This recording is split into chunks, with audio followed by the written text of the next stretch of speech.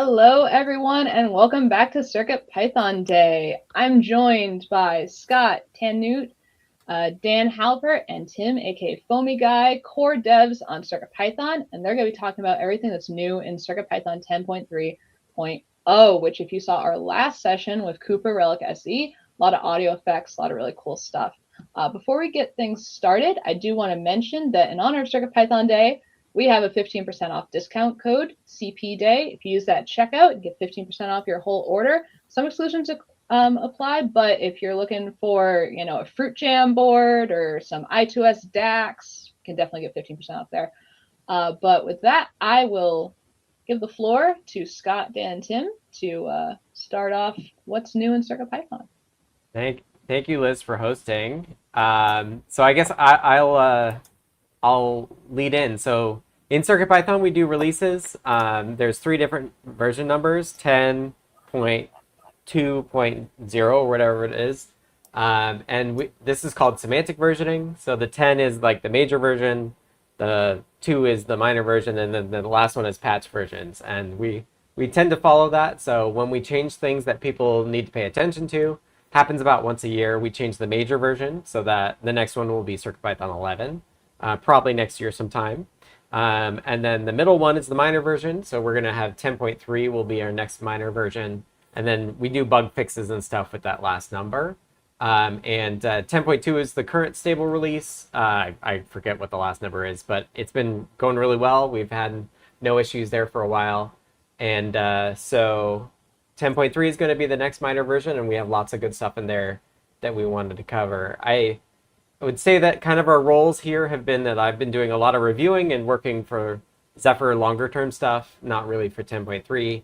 Dan's been doing a ton of bug fixes within 10.3, and Foamy Guy's been doing a lot of feature work. So Dan, do you want to start by covering some of the bug fixes and things? Sure. Yeah. So we had a whole bunch of open issues, which we were relegated to somewhere in 10, but it just seemed like we had a kind of a backlog of various quality fixes and a couple of regressions. So just to mention a few, in Espressif ESP Now, that's a specialized Espressif communication that doesn't require setting up a regular Wi-Fi network. That's working again. It wasn't working recently. There are a whole bunch of fixes for USB host to make it more stable. There are some fixes for USB SD cards. That's also more stable, and also you can turn it off more easily if it's interfering, because it can, the host can kind of bog down the board with requests to the SD card. It takes a significant amount of work, and so you might notice, for instance, when the board starts up, it takes a long time to start. And then there are a bunch of fixes for Espressif Bluetooth BLE specifically, and both Scott and I are working on BLE workflow fixes, and that includes CircuitPython and also code.circuitpython.org, which is our web-based code editor. So those are in process right now. Yeah, and those are kind of like the last things we're thinking about before 10.3 is stable, right? Yeah, that's what I would say. And there are a couple other minor features that don't fall into other categories. There's something called storage.unsafe disable USB drive. So you used to be able, if you wanted to be able to write to CircuitPython, you could, in boot.py, you could remount the CircuitPy drive so that you could write to it from CircuitPython, but then the host couldn't write to it. This is a different thing, which basically disconnects the drive from the host over USB. It's important that nothing has been going on while that's happening, so it's a little bit unsafe, but it makes it possible to decide to write to CircuitPy during code.py instead of having to mount it in advance. Right. And it also makes some things easier for editors, web-based editors and host-based editors. Right.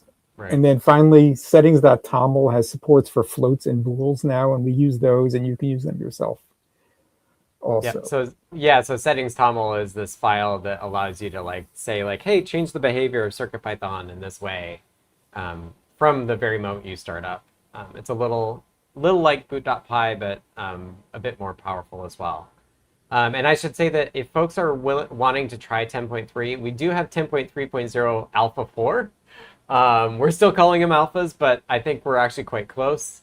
So don't be scared. If you want to try 10.3, I'd encourage folks to do that. If you find any like showstoppers, let us know. You can download that from circuitpython.org/downloads.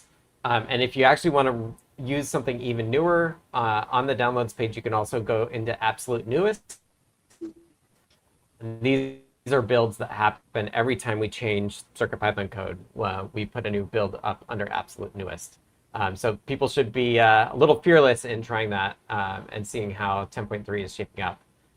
We tend to find that like if folks are coming to us on the support forums or on Discord and saying, hey, like I have this bug, and we say use 10.3. Like I know it's not stable, but use 10.3. And like at some point we get to that point where we're doing it enough, we're like, we just need to make this stable.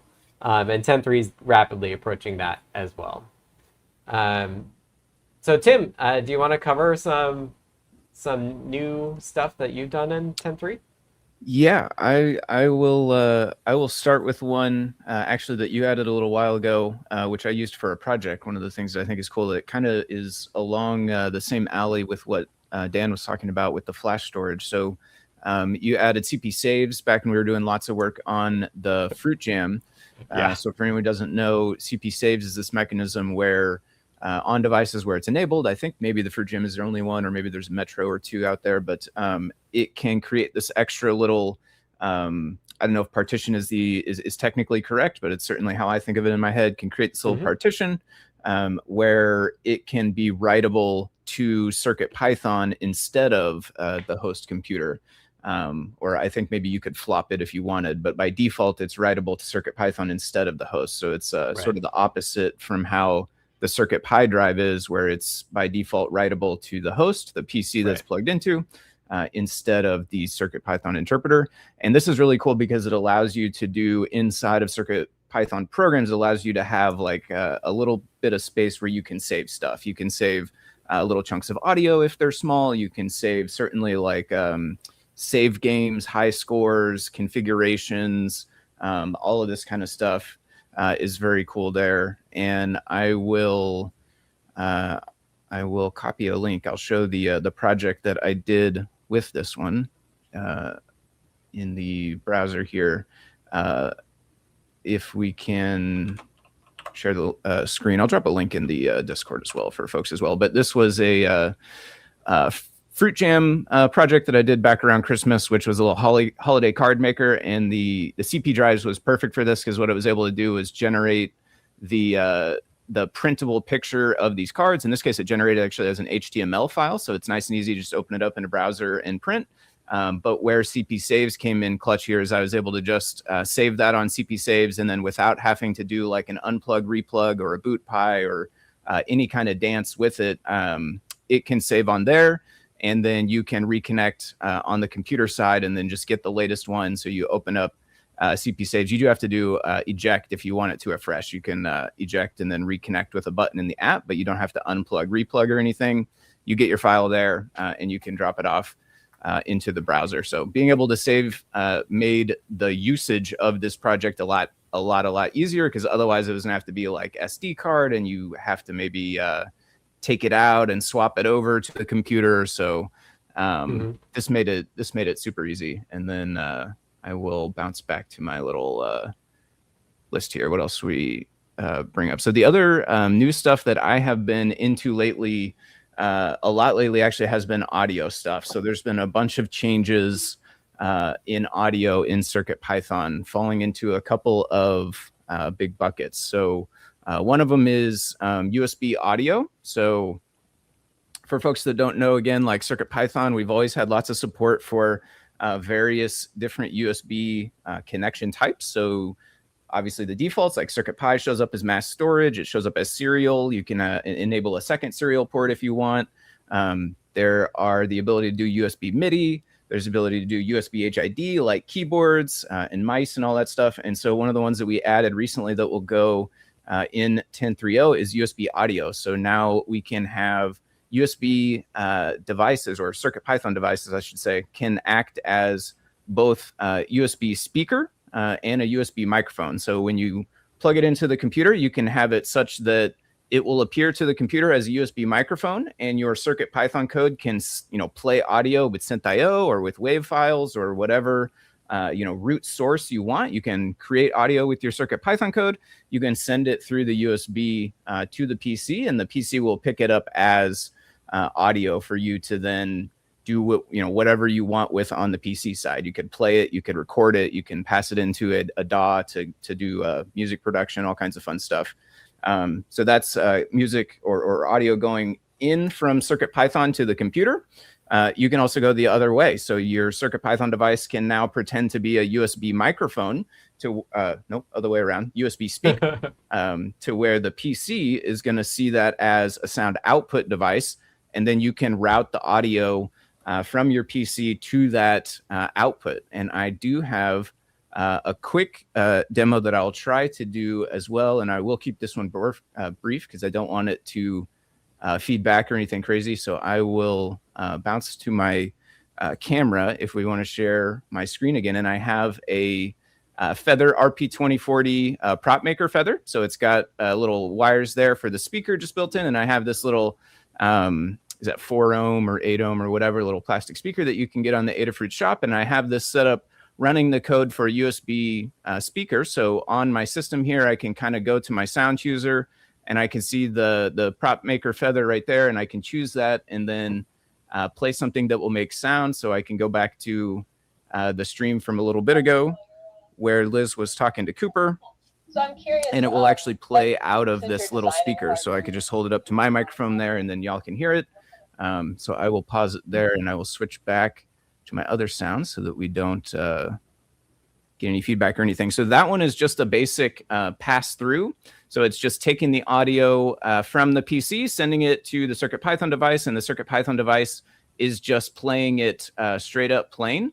I don't have the code open here, so maybe I'll bounce back to it later if we circle back. But the one of the really neat things about the USB audio is that it can go in line with all of the other effects that we have. So you can take audio from your PC, you can send it out to the CircuitPython device, and you can also add effects to it as well. So if you want to do pitch shifts and echoes and distortions and all that fun kind of stuff with the audio coming from your PC, you can do that on the CircuitPython. And then from there, you can either forward it to a speaker like I've done on this one, or you can even make the full round trip where you can kind of get audio from the PC into the CircuitPython, add effect to it, and then you can send it back to the PC as a USB microphone to where sort of like the guitar pedal that Cooper was showing in the previous live stream, you have this ability to sort of modify audio in line and then send it back in. This one's all digital because it's over USB, unlike the guitar pedal.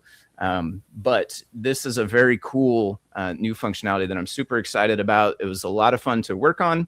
And I will leave the thought with it turned out to actually be a really, really interesting and cool thing to work on this year of all years, because we have sort of this rise of hardware in the loop testing and agents that can drive this stuff. And USB audio is sort of right up their alley, because obviously I can have it plugged into a device that has an LLM agent running on it, and it's able to very easily get the feedback from that, right? It can write CircuitPython code that it can then also record the output from that device on the host, and the other way around as well. It can play WAV files and then send them to the CircuitPython device, and it's able to actually pick that up as an audio device as well. So it can listen to it and it can send audio output to it and then validate that it's working. So these things were very fun to work on, and they proved to be a very interesting and I guess just good case for this like sort of rise of hardware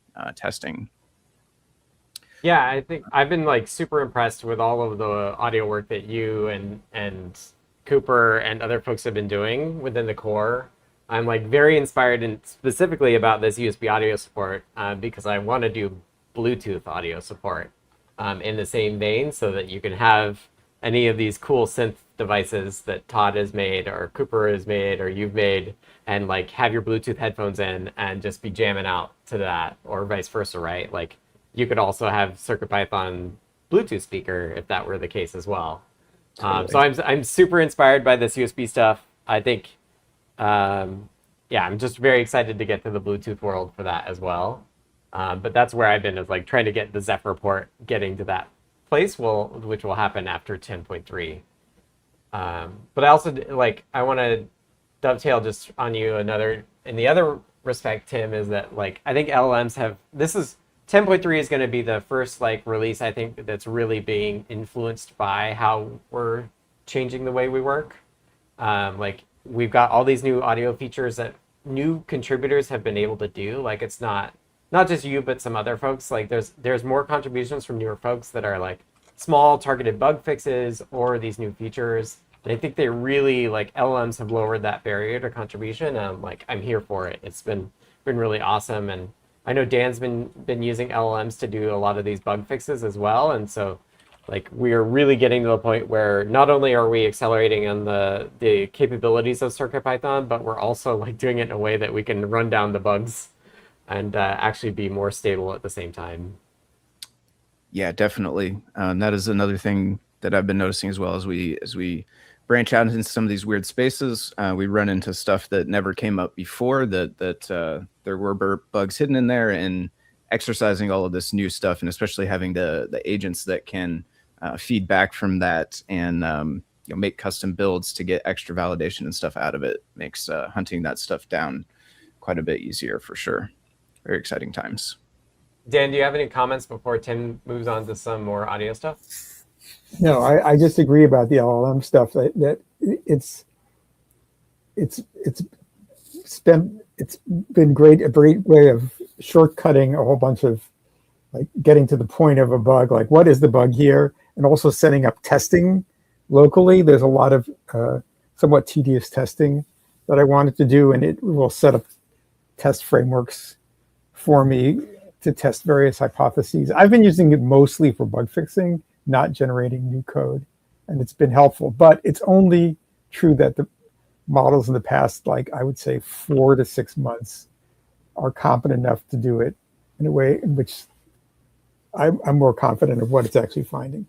Yeah, I think the harnesses deserve some credit in that as well. Like Claude Code's gotten better, and Pi and Codex. Like there's been a lot of like understanding how to use the LLMs themselves within these frameworks. I think have helped as well. And we're trying, like between us, we're using a lot of different models, some open source models, some open weight models, and some local models, and so forth. And we're just getting a lot of experience. Yeah, just beginning. Yeah. All right, we don't need to turn this into LM hour. Yeah. Keep going, Tim. Yep, I will stop for a moment to answer. David Glauda in the chat asks about the USB stuff. So it could be a synth on a stick or a USB cable. You could send it MIDI command over USB. It could generate sound and send it back to the computer as audio over USB. And that was a question.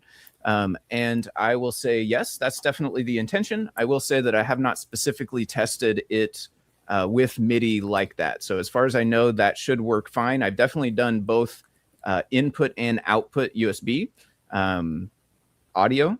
So as far as I know, MIDI should work. The only caveat there would be some devices have fewer USB endpoints than others. So I think like a lot of the Espressif ones don't have a lot. So you might not be able to do that on Espressif, but some of the other ones should be able to. And then David went on to ask, what Adafruit hardware would you use for that? At a minimum, like could it be a Trinky QtPy 2040 or Trinky QT 2040? Or would it be best to have a stronger MCU? Is there a demo for that? So there is not a demo currently for the MIDI thing. Like I said, I haven't tested that out. RP 2040s, I can say do work because I do have the USB audio on the prop maker feather. And that's an RP 2040. That one is working fine. Also the macro pad. I have done input and output audio effects thing that I linked in the Discord as well. That one also is an RP 2040. And I have done lots of the testing on RP 2040 stuff as well. I think that it would probably be fine for doing the USB MIDI stuff. But just like I said, since I haven't tested, I don't know for sure. But the more powerful ones are nice too. Like the RP 2350s, you can definitely put a lot of effects and stuff in there as well that use CPU power. So jumping up to those can be nice as well too. And And right, then because the RP2040 doesn't even have floating point in FPU. right. Yep. Which I guess I don't even know if we need. But yeah, keep going. Okay, yeah. So some more new stuff. I'll jump around a little bit, and I will do audio next. So this one is maybe one of the smaller ones, but I also had a lot of fun working on this one, and it turned out to be quite useful, actually. So audio file writer is this new module that's Tim, in the core that Okay, yeah. I could You do. just flipped out a little bit. I was going to ask you to introduce it again. Oh, I got you. Yeah. So audio file writer, it's a new module that's in the core, which is for asynchronous saving of audio. So what this does is it fits in the effects chain just like an output ordinarily would. So usually you'd have like an I2S out object, or you'd have like the new USB speaker object. So you'd have an object like that, and you would use synth.io or something else to pass sound into it. It would sit sort of at the bottom of the chain. This audio file writer takes that spot. It sits at the bottom of the chain, but instead of sending the audio out to a speaker or out over USB or anywhere else, it will save it to a file. This file can be on a thumb drive or an SD card, I should say, or it can be on like CP saves, like we were talking about before, or if you mount the CircuitPy drive writable, like Dan was talking about before, you could save to there as well. This allows you to take samples that you generate in CircuitPython, save them as a WAV file, which is really cool if you want to generate your own effects to then use inside an audio DAW or something like that. Or this was another one which proved to be like super helpful for tracking down bugs, because we can generate audio with some code that we know should make a certain waveform or a certain audio sound or something like that. We can save it to a file, then we can analyze it with ULab, NumPy, all that sort of stuff to like validate whether it actually came out correctly or not. Couple of projects that I will drop links for in the Discord that use this one. The effects device, the voice effects device, or here, I'll pull it up here as well. New guides. And I'll just say the URL for the Discord is adafru.it/discord if anybody's not on there already. Yes. Yeah, thank you. So this VoiceBox FX by Pedro, and then Liz helped out with the code on this as well. This is something that's using audio file writer to be able to live record whatever you type, whatever you talk into it. So there's an I2S microphone, which we'll talk a little bit about I2S in a little bit, but there's a microphone, you hold a button to talk into it, and it saves that file, and then you can play the sample back using whatever effects you want on top of it. And the audio file writer was really helpful for this, really kind of key for this project for the interaction to work how it does, because the only other way that we had to record before this was synchronous, and you had to select up front how long you wanted to record, right? So you could say, record me a 2-second sample, and it could record that 2 seconds and save it to a WAV file. But what you could not do is just like, hey, start recording whenever this button goes down, and then stop recording whenever this button comes up. And we don't know exactly how long that will be. So the audio file writer gives you the ability to do that. It does it asynchronously as well, so that you're free to, poke your synth.io objects and do all your stuff that's actually generating the sound for you. And then the other one that I will show that made use of this new capability, audio file writer, is oops, that's not actually a URL bar there. Was this sampler keyboard that I made for the Fruit Jam. So this one was inspired by the old Casio SK1. If anyone had one of these, it was a sampling keyboard where it was a similar sort of deal. You could press a button on there, record your voice or your cat's voice or whatever kind of fun thing you want, and then the keyboard would get set up as like pitch shifted. So you talk into it for your recording, and then you can press any of the buttons on the keyboard, and it would play like a pitch shifted version of whatever was recorded. And this is another one where it's like we needed this ability to save the audio in this asynchronous way where we don't know how long it's going to last, because we can't just necessarily commit to a 1 second or a 2 second thing. Although I do think the original one maybe did it more like that on the Casio. But very cool stuff there. So audio file writer was that one. I've heard the plane go off, so I'll see, is there any questions I should stop for before I jump on to the next one? Let's see. I replied to one in Discord. Okay, cool. Yeah, we got It's some not related to this. good discussion. Okay. So then the other one that I will talk about in the audio world is I2S in. So we have had I2S out in CircuitPython for quite a while.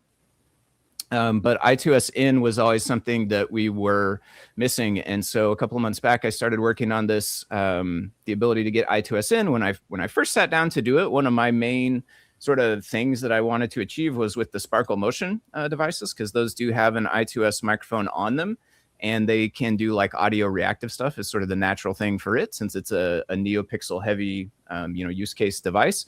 And it always, I can admit now, I think that it always bummed me out a little bit that we had this device and we're always like, okay, it can do all this cool stuff, but if you want to do the audio, it's like Arduino only.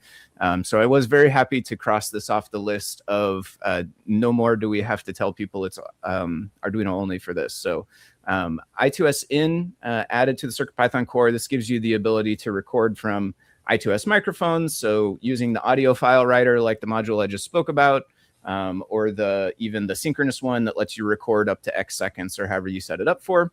That is doable now with I2S. And then you can also do live stuff in line. So the actual audio reactive NeoPixel stuff is working. And on the Sparkle Motion with the ESP32, even under CircuitPython, it works great.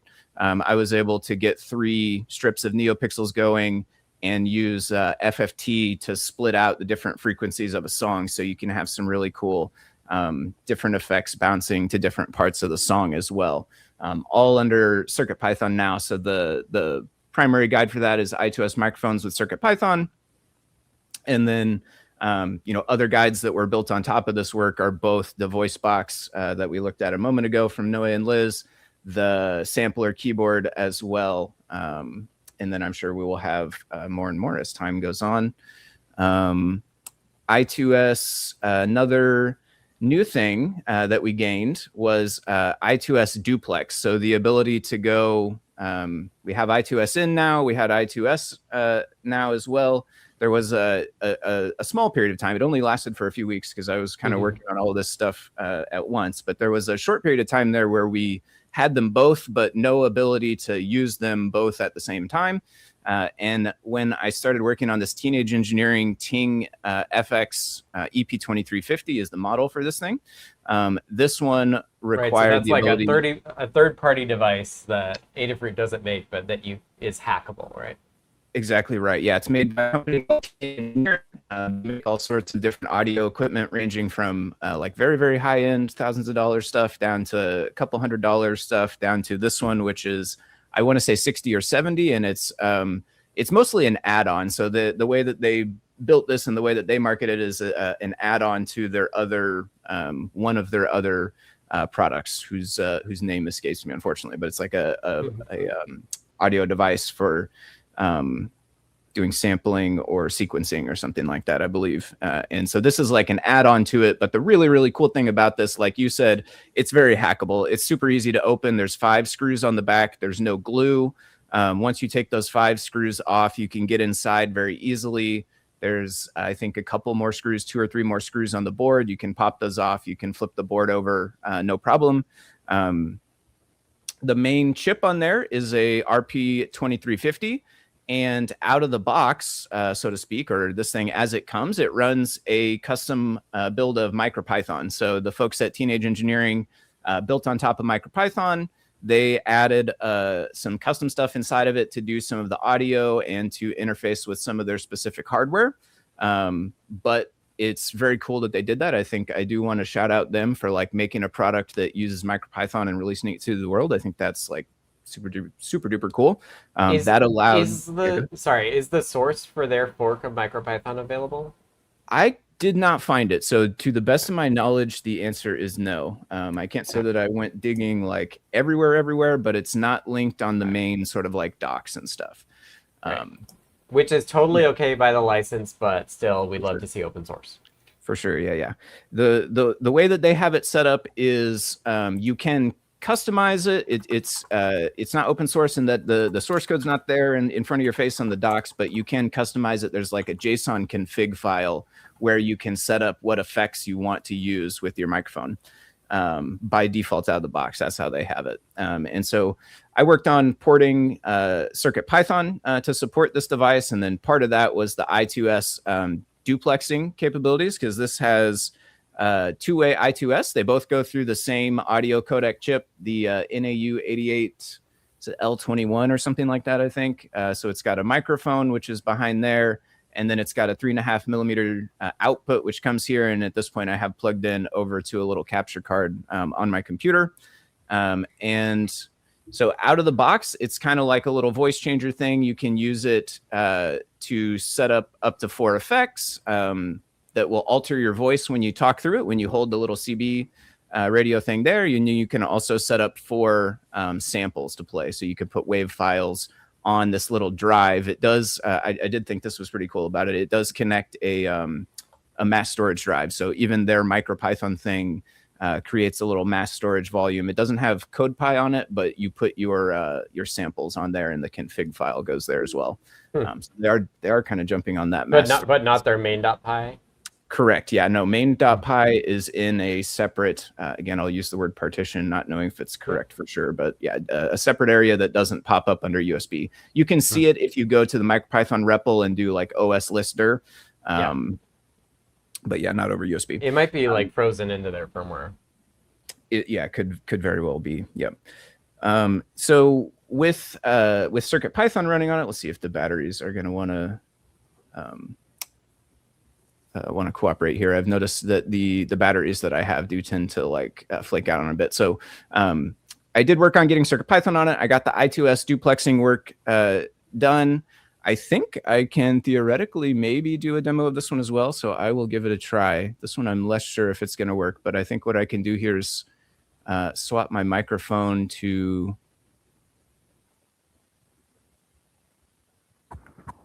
Happy CircuitPython Day 2026. This should be a pitch shift. Yep, we heard it. Nice. Okay, we'll go back to regular. So yeah, so that one is... You could just talk to us through that. It's fine. Through that, all the way, yeah.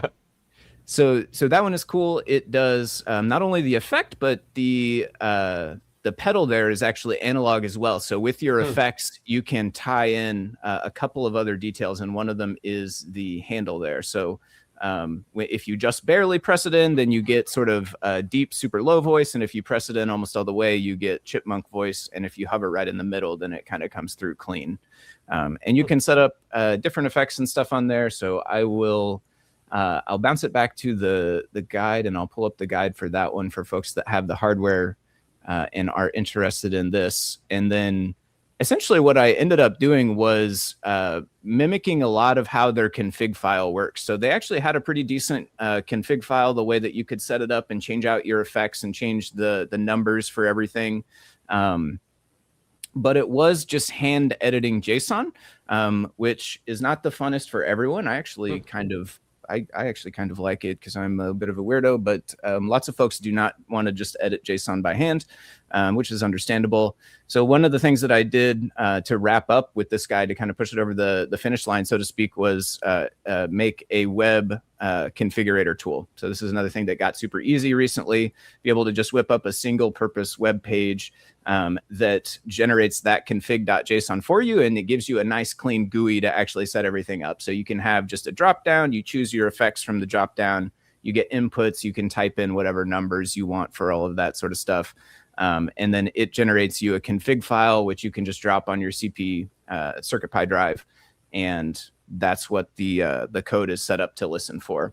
And I will throw out there, this configurator tool is specific to CircuitPython and the effects that we have built into those core modules, like audio delays, audio filters, free verb. So this is set up to use all of those, but there is nothing particularly specific to it for the Ting hardware or the EP 2350 or this particular device. Folks who do effects pedals and stuff with CircuitPython, you totally could reuse this configurator page so that you have a UI to set up your effects chain. And then the code from this project already has all the import and build the effects chain for you. So if folks are interested, this is a big head start if you want an easy way to configure all the different CircuitPython effects that we have. That's Let's see. awesome. Tim, you've Yeah. been doing awesome work. I know it's not just you. There's some other folks that have been working on this, but I think you're showing off some really cool stuff. Yeah, thank you. It's been a whole lot of fun to work on. I've got the next teenage engineering one is in the works as well. I'm not quite ready to show as much on that one just yet, but there is one more coming down the Flipped again. teenage engineering pipeline for folks that are interested in those. Let's see, what else do we have? Could you say that again? You blipped out again. Yeah, no worries. I am working on the next teenage engineering device now as well. So we have one more coming in the pipeline. So this is another one where we're porting CircuitPython to a device, the SP1. But I'm not set up to show it just yet. So that one will come soon. Folks can keep an eye out for the Learn Guide and stuff for that coming soon. Awesome. And anything else you want to cover before we do questions? Let's see. I'll take a quick scan through. Yeah, it was okay. I will throw out one more, which I don't have a demo or anything to point to, but I did think was cool, and I worked on alongside this audio stuff, which was SDIO support for the Raspberry Pi support, the Raspberry Pi port, rather. So we had SDIO for, I want to say, Nordic and maybe another port. I think. Espressif, okay.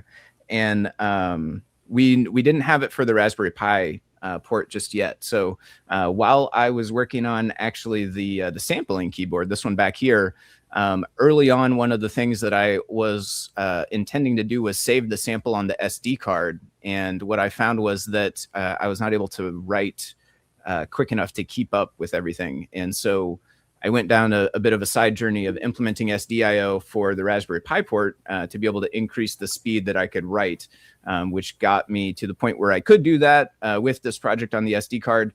Although if memory serves, I do think I ended up swapping it to CP saves in the end. So it did not necessarily end up getting used here, but it enabled it while I was working on it. And it does make that sort of thing possible. And then I think I heard on a recent episode of the bootloader. Folks should be sure to tune in for that one coming up later today. One of the recent ones, though, I believe, if I understood correctly, I think Todd mentioned that the SDIO support actually allowed you to load up more waves to be able to play. So if you're doing a sampling sort of thing, this gives you the ability to potentially load additional files from the SD card to be able to play back live, since it can transfer a little bit faster with SDIO. Yep. Awesome. Okay, if folks have questions, drop those in the chat. I think Liz was willing to. Scott, do you want to say some more about Zephyr? We can. Just a little, the background of what it is. So the stuff that I've been doing is longer term stuff, and that's why I'm like, it's not really 10.3 in my mind.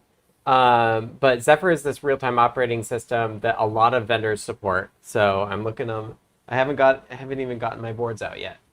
But we're interested in building CircuitPython on top of Zephyr because it will make it much easier for us to bring CircuitPython to newer boards and newer chipsets, because the vendors are doing the work to get it to Zephyr, and then we take it from Zephyr to CircuitPython. We're doing a lot of stuff that feels like we're implementing it for the last time, which is great. So we're currently working primarily on Bluetooth low energy support on top of Zephyr. That's why Dan and I are working on a BLE workflow. So what you can find in 10.3 is you can find the Zephyr port is better. It's still very much alpha, but you'll see that we're starting, once we get it polished, we'll start to broaden the chipsets that we're able to support, and then once we get the baseline of what we currently have supported into Zephyr, then we can also start doing kind of newer, interesting functionality that certain chipsets that are supported in Zephyr can do. We can also do that kind of in the same vein as Bluetooth low energy. So newer versions of BLE have particularly BLE audio and channel sounding are both two things that are really interesting to do with once we get the Zephyr port up to snuff. So I would say that 10.3 is Zephyr preview of kind of where we're getting it. But I think 10.4, or maybe we'll call it 11, will be really where we see Zephyr come into its own, or CircuitPython on Zephyr come into its own. You'll see lots of new platforms, newer boards, newer BLE features all coming in the future, kind of post 10.3.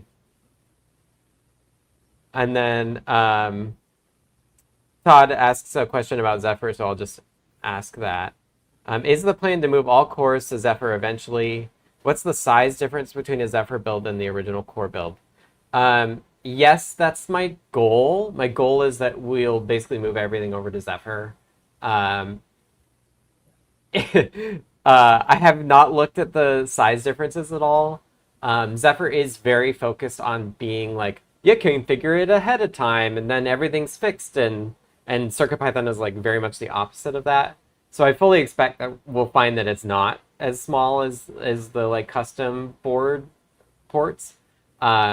But that doesn't, like, Zephyr is open source. So like one of my hangups with Zephyr was like, oh, it's not quite like as dynamic as we need for CircuitPython. But the reality is that like we still get a ton of benefit from using Zephyr, and then in the places where we need to be more dynamic, we can be. It's all open source. We can fork it and do it ourselves. The stuff that we need. So I think we could get the build sizes down generally. But maybe for like the smallest SAMD21s, we'll just say they don't get it. Like we're already in the mode that they don't get anything new. Maybe we'll just keep the SAMD port around just because, right? Like there's no benefit for us to like get rid of that port necessarily. There's other ports like Scilabs and ST where they've never really been a focus of ours, and so it would be better for us to just move those to Zephyr and then delete, like not maintain those ports at all. The Broadcom one is one Dan and I were talking about as well. Of like we're actually gonna, I think, remove Broadcom soon, maybe in 10.3, maybe after 10.3, but like this is the one that runs on like the Raspberry Pi 3, 4, and 5. I don't know if it's the 5. But it's never worked quite well. And like there is experimental support for those boards in a fork of Zephyr. So like once that got upstream to Zephyr, then we could do those again through Zephyr too. So yeah, I would say Atmel SAMD may be the last one to lead to stay non-Zephyr, but like Nordic we have, we would be good to unify over to Zephyr because like the newer Nordic chips are going to be Zephyr. Scilabs, ST, Espressif is working on Zephyr too, so like it's totally doable that in the longer term we can move there. And I am also interested in that Zephyr can help manage multiple tasks across multiple cores. So if like for all this audio work, we have this background task system, and like usually it's in time filling the buffers, but it would be really nice to actually have a real-time operating system that would be like, hey, we need this buffer now. Like, I don't care what's happening. Like, let's do this audio buffer because it's critical. But then, like, we could also get it so that we can actually do that on a separate core. So, like, the ESP32P4 and the S3 and the S31, I think, are all dual core. So that would make managing, offloading those tasks easier too. So, long-winded answer. But yes, eventually I'd love to move everything over to Zephyr. Yeah, and David points out we've already said that the Broadcom port won't be in version 11. Yeah, we were talking about we might just throw a warning in there before then, so that like anybody who's actually trying it will know it's going to go away. But then also like it's not getting any feature updates. It's in previous versions. Like we could remove it from 10.3 as well.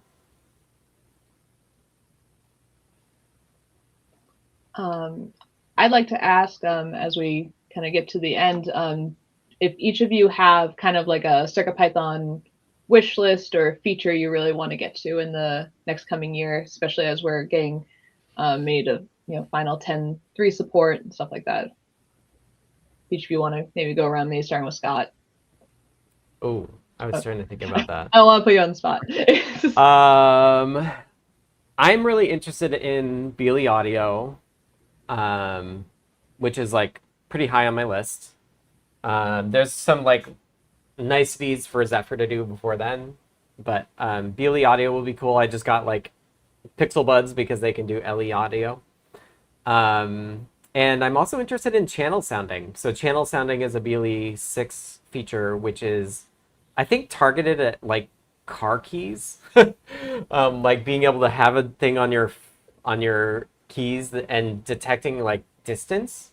It's like pretty good distance measuring using the same radio wavelengths that BLE does, and it does it in a secure way and stuff. So I'm interested in that as well. It's like kind of like democratizing AirTags a bit as well. And I think there's a lot of cool makery stuff that people could do if they had like reasonably accurate, like I think it's like centimeter level, tens of centimeters maybe, accuracy. We'll see. I have not played around with it, but it could be really cool. So I guess those are two things. Nice. That reminds me of another project Tim did, the scavenger hunts with the sensors and things. Like adding in the ability to have distance sensing would be really cool. I have one more thing too. Sorry. A lot of what I think about is the workflow. So like, how do you edit CircuitPython code? And the work that Dan and I are doing on BLE workflow is really, really interesting to me. I've always had this goal of being able to write CircuitPython code and edit it from your phone. And like, we did a ton of work when we did the original BLE workflow, and it kind of, in my opinion, fell flat because typing on your phone is terrible. But like LLMs change that game, where you can record or type in just a human sentence and have it change the code for you. Like, it means that you have to be a lot less precise in the text input, frankly. And so I'm also very, very interested in making a mobile app that brings an LLM into the loop so that you can code on the go. I see. Very cool. And Dan, do you have a? So I think maybe sort of longer term, maybe not for 11.0, but we've already had some examples of people starting to do asynchronous, like I2C or other device support. And it's easier to do that in Zephyr because Zephyr does have tasks. It has sort of nice tasking and it has preemptive tasks. You had kind of the capability to do this in Espressif, which uses free RTOS, but Zephyr provides a story for that across multiple ports. And so, and also if we do it once, it'll work for a bunch of ports. So that's also something that I'd see that would make a lot of things easier in the long run, but it would require a new programming style.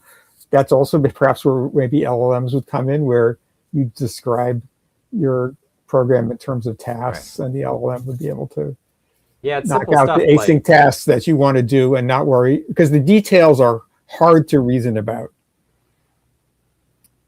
But you want to be able to say, watch this button and do this NeoPixel animation or do the SysIO stuff at the same time as this. And it's just like, there's no great way to do it except like async IO is the best way to manage to do that. Right. I mean, you see this make code, which isn't CircuitPython, has some tasking underneath, and you can set up multiple tasks that wait on things and update things, and to have that same power in CircuitPython in some way would be really nice. Yeah, that would be really cool. And then Tim? Yeah, I will. I'll throw out two as well. One, the Pico game, which anyone who's been hanging around the Discord and CircuitPython dev channel, you've probably seen some stuff about Pico game. I think there's PR out there now as well for folks that want to play it out. So shout out to Smitka on Discord who created this project and came a couple weeks back and started sharing it with us. It's a game framework built on top of CircuitPython. It is a custom build right now, so there's lots of new modules in the core that support this, but it is able to render displays and Pico DVI outputs much faster than Display IO can, which is very good for games. For anyone who doesn't know, obviously you need like usually real-time stuff happening in games, especially if you want to do like side scrollers or racing games or something where the whole background kind of has to change pretty rapidly. So this framework opens up the door to those genres of games that we could not necessarily do very well with Display IO, which I think is super cool. shameless plug, later today I'll be doing a game jam where I work on a game made with this platform. So if folks want to preview, you can check that out later this evening. Nice. So that's one of them. And then the other one is something that Scott has mentioned a few times and started work on, which is moving, is also display related, moving display IO on top of LVGL to start getting some boost from what LVGL has in it already. And then stretch goal in my mind longer down the road is I would love to be able to use LVGL, so have some kind of bindings that allow us to use that in CircuitPython as well. I know that's definitely a further one down the road, but I think that would be super neat as well. And just getting display IO on top of it, I think will help the rendering there as well, possibly. And the other thing we can maybe do, which is sort of a best of both worlds, so to speak, is there are some amount of what Pico Game does could be applied to display IO. There are some improvements in there that we could take advantage of as well with display IO. There are some that are design decisions that are just better for games than UIs that we can't necessarily do in display IO, but there is a bit of stuff there that we could bring over to display IO and see what kind of impact that makes. So I would say those are a handful of things that I'm looking forward to in the future. That's awesome. And I agree, it would be awesome to use LVGL, and I'm looking forward to seeing the Pico Game stuff too. This has been a great conversation. I appreciate you folks taking the time of your busy core dev stuff to chat about it. I do want to plug one more time that you can use 15% off discount code CP Day when you are checking out aidafruit.com today. Get a fruit jam if you want to start experimenting with Pico Game, which you'll see Tim work with at 6 p.m. or maybe some Bluetooth boards. You'll see Scott working with that during his deep dive at 5 p.m. But I'll move to wrap things up. And thanks again for coming on. And in about 7 minutes, Bootloader Podcast will be live right here. But till then, hope everyone has a good one. Bye. Thanks, Liz. Thanks. Yep, thanks.